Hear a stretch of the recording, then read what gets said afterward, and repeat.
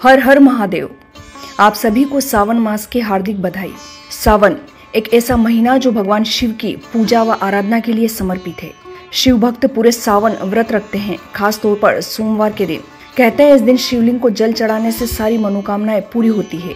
मान्यता है कि सावन ही वो महीना है जब भोलेनाथ जी अपने भक्तों के साथ और उनके बीच पृथ्वी लोक पर ही रहते हैं और उनके दुख व तकलीफ को दूर करते हैं। मगर आपके मन में ये भी जिज्ञासा होगी कि पृथ्वी लोक पर किस स्थान पर भगवान शिव का निवास रहता है। मान्यता ये भी है कि सावन का महीना भोलेनाथ जी को अत्यंत प्रिय है। इस महीने भगवान शिव कैलाश पर्वत छोड़कर सपरिवार यानी माता पार्वती, कार्तिकेय व गणेश जी के साथ पृथ्वी पर निवास करते हैं। पृथ्वी पर रहते हुए ही शिव जी अपने भक्तों पर विशेष कृपा भी बरसाते हैं। इसलिए सावन मास का हिंदू धर्म में खास महत्व है।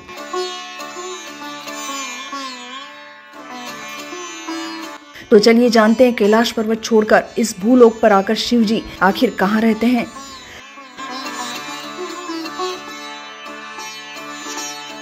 शिव आदि और अनंत है, इसलिए वे हर जगह है, किंतु सावन मास में उनके निवास स्थान के बारे में हमारे पुराणों में भी उल्लेख मिलता है। इससे जुड़ी एक प्राचीन व पौराणिक कथा भी है। शिव पुराण के अनुसार एक बार देवी सती के पिता दक्ष प्रजापति ने हरिद्वार के कनखल में एक यज्ञ का आयोजन किया था। यज्ञ में उन्होंने शिव जी को आमंत्रित नहीं किया, लेकिन देवी सती बिना बुलाए ही अपने पिता के घर यज्ञ में जाने की जिद करने लगी। भोलेनाथ जी के लाख समझाने के बाद भी वे नहीं मानी और अपने पिता के घर हो रहे यज्ञ में शामिल होने पहुंची। जब सती पिता के घर पहुंची तो पिता दक्ष प्रजापति ने सभी देवताओं के सामने शिव जी का बहुत अपमान किया।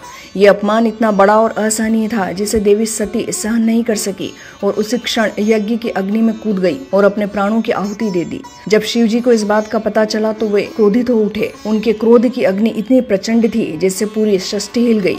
भगवान शिव ने वीरभद्र रूप धारण कर लिया और दक्ष प्रजापति का सिर धड़ से अलग कर दिया। यहाँ मौजूद सारे देवतागण भगवान शिव का ये रौद्र रूप देखकर कांप उठे। सभी ने शिव से प्रार्थना की वे शांत हो जाए और राजा दक्ष को क्षमा कर दें। धीरे धीरे भगवान शिव का क्रोध शांत हुआ। तब उन्होंने दक्ष प्रजापति को बकरे का सिर लगाकर पुनः जीवित कर दिया। इसके बाद दक्ष ने शिव जी से माफी मांगी और वचन लिया कि वे हर साल सावन में उनके यहाँ निवास करेंगे और सेवा सत्कार का अवसर देंगे। इसके बाद से ही ऐसी मान्यता है कि हरिद्वार के कनखल में शिव जी दक्षेश्वर रूप में विराजमान होते हैं और संपूर्ण ब्रह्मांड का संचालन भी करते हैं। दरअसल कनखली वो जगह, वो स्थान है जिसे भगवान शिव जी का ससुराल कहते हैं, जहाँ पर हर साल सावन के महीने में वे अपने परिवार के साथ आकर निवास करते हैं।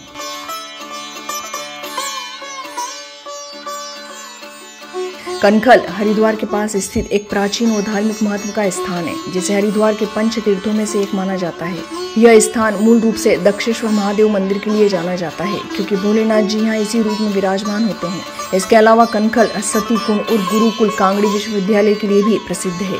आज भी सती कुंड उस घटना की गवाही दे रहा है जहाँ पर देवी सती ने यज्ञ में कूदकर अपनी देह का त्याग किया था। हर साल सावन के महीने में देश दुनिया से कई श्रद्धालु यहाँ माथा टेकने आते हैं। वास्तविकता में देखा जाए तो कनखल का शांत और आध्यात्मिक वातावरण इसे ध्यान और धार्मिक अनुष्ठानों के लिए एक लोकप्रिय स्थान बनाता है।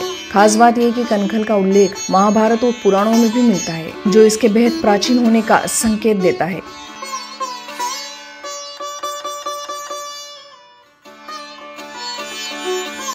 इस साल सावन की शुरुआत 11 जुलाई से हो रही है। आप भी यदि भोलेनाथ जी के भक्त हैं तो कमेंट सेक्शन में हर हर महादेव लिखिएगा।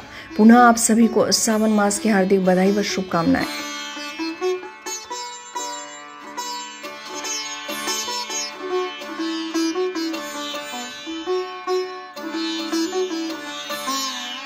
आशा करती हूँ आपको ये वीडियो पसंद आई होगी। यदि आपको ये वीडियो पसंद आई तो प्लीज़ इसे लाइक, शेयर व कमेंट अवश्य करें।